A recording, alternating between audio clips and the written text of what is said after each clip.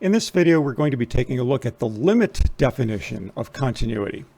So in a previous video, we looked at continuity from a very intuitive perspective.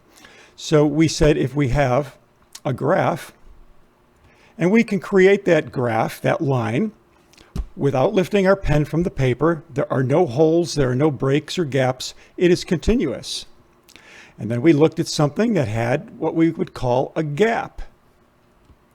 And if there is a gap, it is clearly not continuous. And then we looked at a hole. A hole is different from a gap in that it is just one tiny little dot. Whereas here we have a great big space in between here. That's a gap. So we have a gap and we have a hole. And if we have a gap or a hole, the function is not continuous at that particular point. So to look at this a little bit more formally, what we're going to do is start with looking at a gap.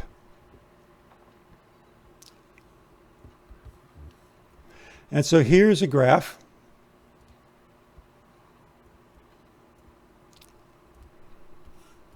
With a gap, and we'll call this point A. In a previous video, when we talked about limits, we realized that whenever we have a gap, the limit does not exist. So let's take a look at that. As we approach point A from the left, in other words, the left-hand limit, we're approaching this point, let's call it y sub 1. But as we approach point A from the right, then we're approaching this point over here, which is y2. So in other words, the limit of this function as x approaches A from the left is not equal to the limit of the function as we approach A from the right. And we learned in a previous video that if the left-hand limit, that would be this one, is not equal to the right-hand limit, that the limit does not exist. The overall limit of the function as x approaches A does not exist. So therefore we can say if there is a gap, the limit does not exist. Let's take a look at a hole. If we have a graph with a hole in it,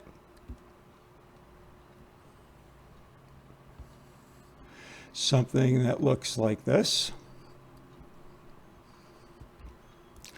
And then at point A, we can see that the left-hand limit is approaching this value right here, y sub 1. And as we approach A from the right-hand limit is also approaching y sub 1. So the limit exists. The left-hand limit equals the right-hand limit. So therefore, the limit of this function as x approaches A exists. It's equal to y1, and therefore it exists. So if we have a hole, what's important to remember now is that the limit will exist. If there is a gap, the limit does not exist. If there is a hole, the limit will exist. All right, let's just take this one step further. Let's create something that looks similar to this. So we have a graph, and we have a line with a hole at A. But this time, we have a function value that is up here. Okay. Remember, a solid circle represents the function value at A. Well, we clearly see that the limit exists. So the limit of f of x as x approaches A is equal to, let's say, y sub 1 again, is equal to y sub 1. Therefore, the limit exists. But what about the function value now? In this previous example, there was no function value. We haven't talked much about the function value, but here in this example, the function value f of a does not exist. It just doesn't exist anywhere. There's no solid circle here. In this example, the function value exists, but it is equal to whatever this is, y2. So the function value is equal to y2. So the difference between these two is here, the limit exists, okay? The limit exists, the function value does not exist. Now we have a hole, the limit exists, the function value exists, but they're not equal. The function value, f of a, is not equal to the limit of the function as x approaches a. These two are not equal. One is y1, one is y2. And so let's take it one more step. We'll draw something that looks similar.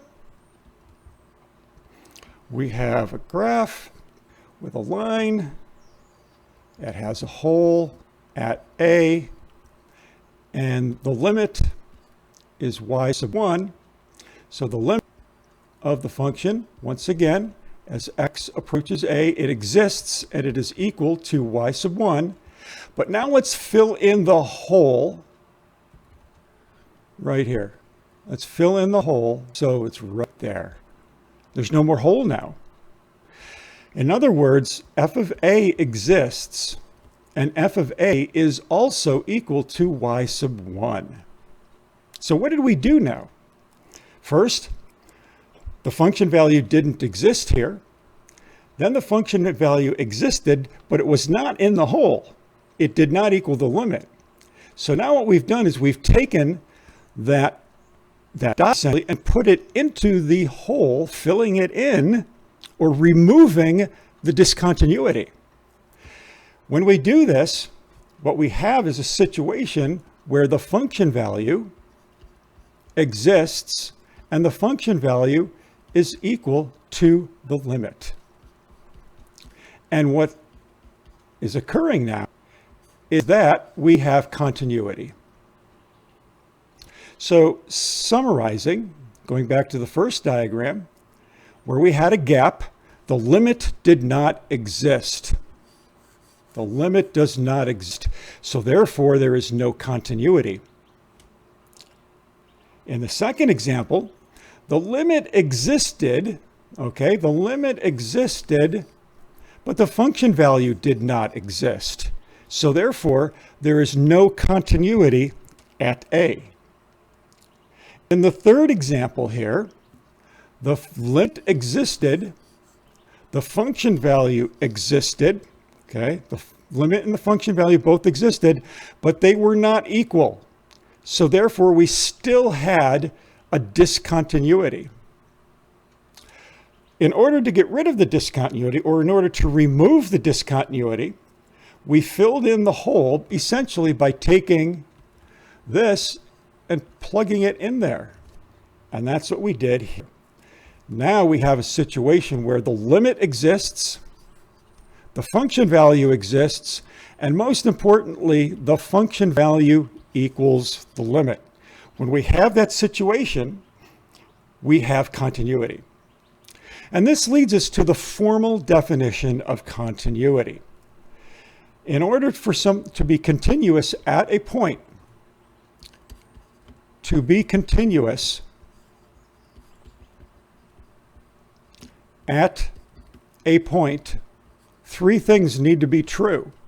One, the limit of the function as x approaches some value a must exist.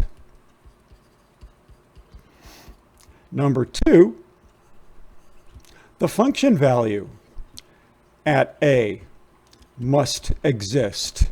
There must be a function value.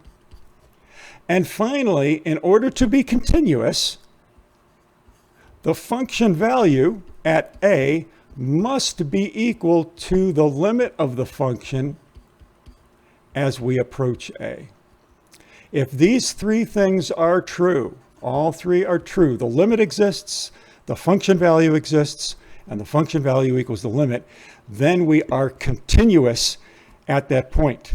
If we're continuous at every point on a function, then we say the function is a continuous function. A removable discontinuity is simply when we fill in the hole. So in the homework problems, when it asks for a removable discontinuity, first of all, if we go back to looking at the gap here, this gap is not removable. If you have a gap, in other words, the limit does not exist, then it is a non-removable discontinuity. There's nothing that you can do to get rid of the discontinuity. If the limit exists and you have a hole, then it is removable. What do you need to do to remove the discontinuity? Well, what did we do?